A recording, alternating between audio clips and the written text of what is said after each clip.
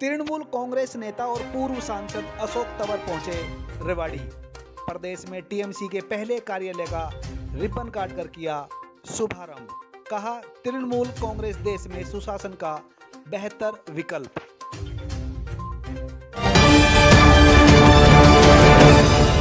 नमस्कार, आप देख रहे हैं तहलका हरियाणा, आपकी आवाज। तृणमूल कांग्रेस नेता और पूर्व सांसद अशोक तंवर रविवार को रेवाड़ी दौरे पर रहे। दिल्ली से जयपुर जाते समय उन्होंने नेशनल हाईवे नंबर 48 स्थित प्लेटिनम विला में तृणमूल कांग्रेस का पहला कार्यालय खोला। इस दौरान उन्होंने मीडिया से बातचीत की और सरकार पर हमला बोला। अशोक तंवर ने कहा कि देश में एकमात्र सुशासन का विकल्प ममता दीदी हैं। अशोक तंवर ने कांग्रेस और बीजेपी पर निशाना साधते हुए कहा कि यह दोनों ही पार्टियां भ्रष्टाचारी पार्टी हैं और उन्होंने आने वाले समय में तृणमूल कांग्रेस की सरकार बनाने का दावा किया। अशोक तंवर ने कांग्रेस पार्टी पर निशाना साधते हुए कहा कि हमने कांग्रेस को जीरो से हीरो बनाया।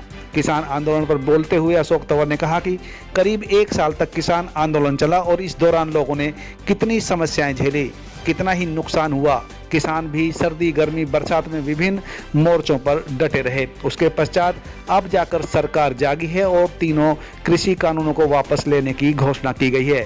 उन्होंने सरकार से मांग की है कि इसी शीतकालीन सत्र में तीनों कानूनों को रिपील करने के साथ ही एमएसपी पर कानून बनाए जाए ताकि किसानों को अपनी उपज बेचने में कोई परेशानी ना हो। अशोक तंवर दिल्ली से जयपुर जाते वक्त रेवाड़ी रुके थे और NH 48 स्थित सालावास गांव में उनका भव्य स्वागत किया गया। हरियाणा का पहला कार्यालय रेवाड़ी में रिबन काटकर उन्होंने शुभारंभ किया। इस मौके पर उनके साथ रेवाड़ी से टीएमसी नेता नवीन अरोड़ा भी उपस्थित रहे। गौरतलब है कि अभी हाल ही में पूर्व सांसद, पूर्व कांग्रेस नेता अशोक तंवर ने दिल्ली जाकर पश्चिम बंगाल की मुख्यमंत्री ममता बनर्जी से मुलाकात कर तृणमूल कांग्रेस ज्वाइन की थी।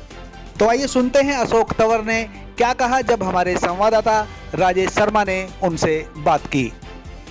जो चीज पीछे देखने को मिली हमें 1 साल में, जो 3 कृषि काले कानून थोपे गए, उसके खिलाफ एक पूरे देश में भी विरोध था। हरियाणा के तीनों तरफ जो बॉर्डर है वो सील हो गए थे।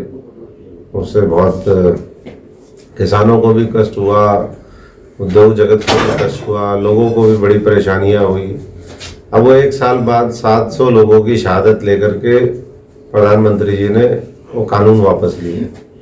लेकिन ये तो मांगे ही नहीं थे, ये तो जबरदस्ती लोगों के ऊपर ये थोपे गए। उससे परेशानियां हुई, उससे हर तरह का नुकसान हुआ।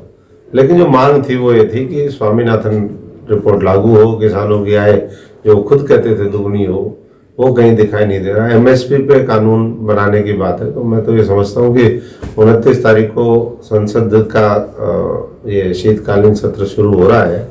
उसमें सबसे पहले उनको ये तीनों काले कानून वापस भी लेने चाहिए और साथ ही साथ उसी दिन एमएसपी के ऊपर भी कानून बनाना चाहिए ताकि ये किसान जो सर्दी, गर्मी, बरसात हर मौसम की मार झेलते हुए 1 साल से बैठे हैं, वो अपने घरों को जा सके और देश तरक्की के रास्ते पर चल सके।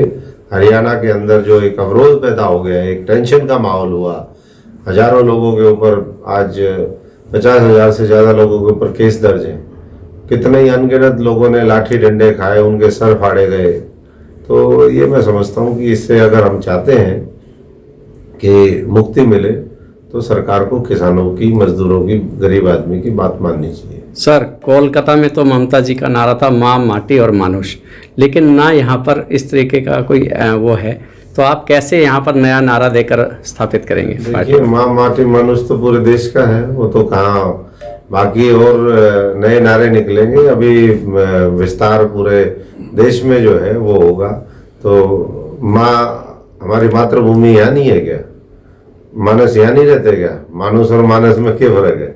मानस अपने यहाँ भी है और माटी जो है, उस माटी से जिसको प्यार नहीं है, मैं समझता हूँ कि वो कुछ नहीं कर सकता देश के लिए। तो ये तो देश प्रेम की भावना से ओतप्रोत होकर के ये बात उन्होंने कही है और दिल से निकले हुए शब्द हैं। इसके स्वरूप को और शब्दों को आने वाले समय में राष्ट्रव्यापी मुहिम के साथ जोड़ा जाएगा। बीजेपी का तो वजूद पिछली बार ही साफ था, उनकी तो मुश्किल से 15-20 सीटें आ रही थी। ये कुछ लोग जो हैं उनके एजेंट के तौर पर जो देश में काम कर रहे हैं, बीजेपी के मोदी जी के, वो आज उनको चुनाव में मदद कर देते हैं, वो षड्यंत्र रचते रहते हैं। बाकी जनता के बीच में तो वजूद बीजेपी का पहले भी नहीं था। 4 सीटों से एकदम 47 कैसे आई? वही कांग्रेसियों ने तो जितवाया उनको मिलकर। तो ऐसे ही आज भी वो कर रहे हैं। तो वजूद तो जनता के मन से बीजेपी कांग्रेस दोनों हटी हुई हैं और देश नए विकल्प की तलाश में, और वो टीएमसी और ममता दीदी विकल्प देंगे। हम सब लोग मिलकर के विकल्प आने वाले समय में खड़ा करेंगे। ठीक है।